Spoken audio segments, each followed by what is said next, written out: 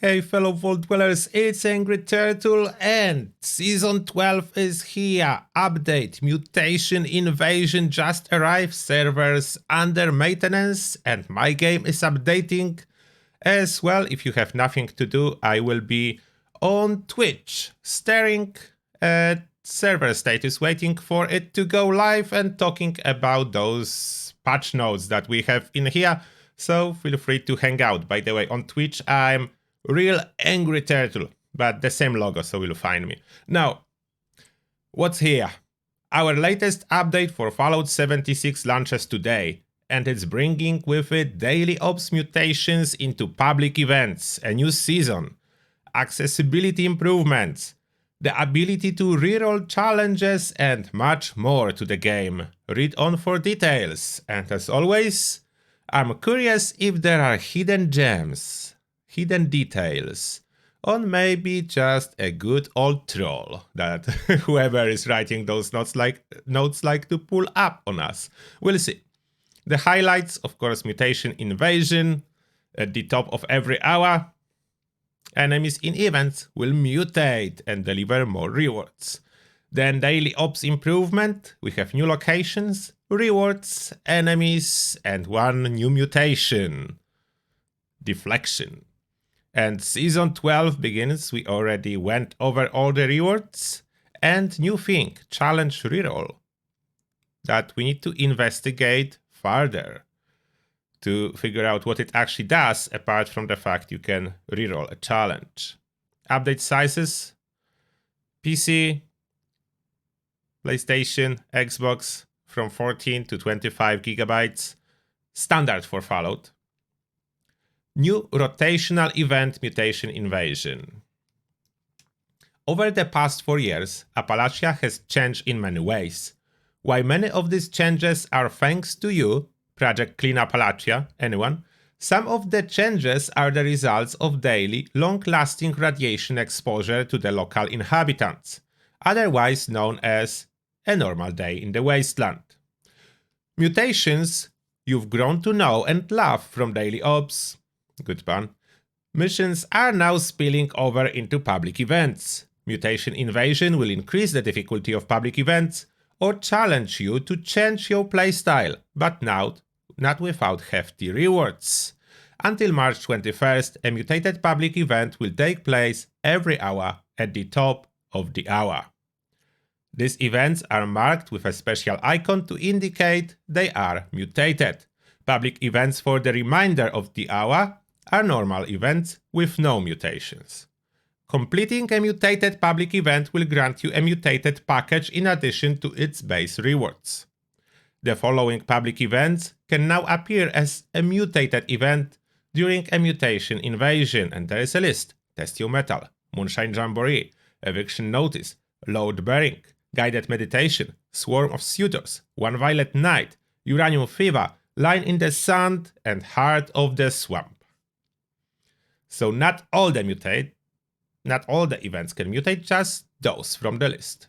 After the first 3 weeks of Mutation Invasion, this event will return every other week at the top of the hour for a week straight. Why is it like that? I have no clue. As a reminder, mutations can be volatile, enemies explode; active camouflage, enemies are invisible; resilient, enemies can be killed with melee; freezing touch, they freeze you; toxic blood, they leave poison; group regeneration, they heal; swift-footed, they fast. New reward, Mutated Package. Completing a mutated public event will grant you its base event rewards in addition to bonus currency and a mutated package. Mutated packages include meds, resources, ammo, 3-star legendary item, and a chance for rare plants that drop from other quests and events. Earn more with Fallout First. With at least 3 Fallout First members, this package will be upgraded to Mutated Party Pack. More for Fallout First. Or with Fallout First present. Daily Ops. In addition to mutated public events, we've also added new locations, enemies, rewards, and a new mutation into our daily ops rotation. Reflective Skin. They do reflect direct damage real well, I can tell you, but we'll see the live version. The workaround, just quick answer for you, using explosive weapons like auto grenade launcher. New enemies, aliens. New locations, Charleston Capitol Building, Garaham Mining Headquarters, and Morgantown High School. New rewards. We've added new plans to Daily Ops rewards, Floater Tubes, Gnasher Freezer and Flamer variant, Hot Rod Handmade Skin, Flatwoods Monster Tube, Deep Space Alien Power Armor Skin and Jetpack. By the way, this alien skin, every power armor piece like arm, leg, torso, separate plan that you need to unlock. So a lot of paint pieces, I need to say, to unlock. Season 12, Rip Daring and the Cryptid Hunt. In the world of big game cryptid hunting, there is only one man brave enough, strong enough and smart enough to hold his own against these mysterious beasts. This season we follow the daring and dangerous adventures of Rip Daring, Cryptid Hunter Extraordinaire, alongside his lawyer Mr. Handy, Percival, and his trusty nurse Guinevere. New rewards. Cryptid rewards. From floor decor to power armor paints, this new season offers up cryptid team goodies for all you cryptozoologists out there. New ally, welcome brother Steven into your camp, and may the blessing of the Muffman be upon you. New camp items. Create a cozy hunter's cabin fit for Rip Daring himself with the hunter's throne, or display your favorite stains with the taxidermy bear stain display. Reroll daily and weekly challenges. This season we are introducing to you a new feature to our seasons, the Reroller. The Reroller gives you the ability to change out a daily or weekly challenge. Once per day, you can reroll one challenge for free. Followed First members get an additional free reroll for the day, giving a total of 2. Challenge rerolls can also be claimed for free on the season board or purchased in Atomic Shop. Reroll challenges have a chance to become an epic challenge, which offers even better rewards for completing it. I'm curious about this epic challenge.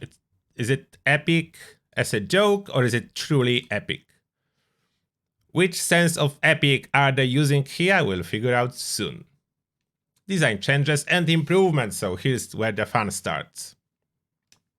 Accessibility added. Enable camera shaking setting listed under display. By default, this setting will be set to on. You want to switch it off to get rid of this annoying camera shaking. Works like a charm, tested on public test server. Design general. Revival. When players are revived by effects such as Mysterious Savior and the life-saving Legendary Armor mod, they are now healed by the item used for the revival. Finally, that's basically mean they address the bug that you were revived with 0 HP and instantaneously went down again. That happened to me way too many times, so that's fixed again. It was working in the past, then it was broken, then it was fixed, then it was broken, now it's fixed for the 3rd time, so finger crossed, it's permanent. Rifles. Radium rifles now have an increased chance to learn mods while scrapping. That actually happened a previous patch. I don't know why this note is still here. Events, stash boxes. Added a stash box to the following public events, and you have a list. Basically, stash boxes appeared at all the event places where we can have those mutated events. Enemies. We've made various improvements to the enemy spawning and pathing during events. Heart of the Swamp. Various event improvements and difficulty increases to enemy waves. Line in the Sand. Remove the high frequency part of the alarm sound. Okay, cool. One Violent Night. The emergency broadcast message at the start of the Violent Night is now shorter on repeat playthroughs, and the event now starts after turning on the jukebox instead of entering the beer house. Additionally, we've added an objective to repair or turn on the jukebox when it is broken or turn off. Performance. Various improvements to performance during public events. We like improvements to performance. Let's hope those works. Swarm of Suitors. Added additional enemy waves and appropriately increased the time allotted to complete the waves. Souped up the mini-bosses and gave them unique names. Mini-bosses. Sounds huge, but they're actually very mini. Slightly tougher Marlocks. Uranium Fever. Fix an issue causing the highest tier rewards to not drop and surface the reward tiers in the objective text. Additionally, we added objective markers for mole miner supervisors. That's cool. Mutations. Freezing Touch. Increased magnitude of the initial slow effect and decreased its duration.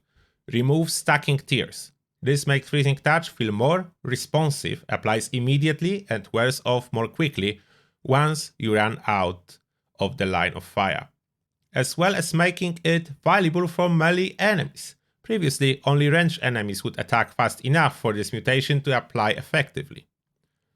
Resilient. Throwing weapons and Pain Train can now finish off enemies with Resilient Mutation. We're gonna love Pain Train from this moment on.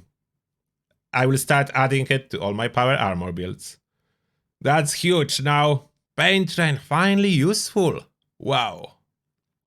Volatile. Destructible objects are now affected by volatile explosions. How important that is, I have no clue. NPC vendors. Some wandering merchants will now sell healing salve recipes based on the region they are in. Seasons. Challenges. The daily Gold Star Challenge score reward has been increased from 500 score to 1000 score. That is super good.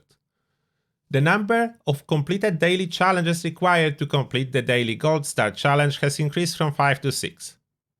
I can live with that because they doubled the score from that one, so absolutely all for it. The number of completed daily Gold Star challenges required to earn the weekly Gold Star challenge has increased from 1 to 3. Okay, I'm not happy about that, but I can live with it. 3, not too bad, 3 days. Score. All daily and weekly challenges have been adjusted to award score more consistently, whatever this means. Wallet. Daily scrip increased the daily scrip limit from 300 to 500.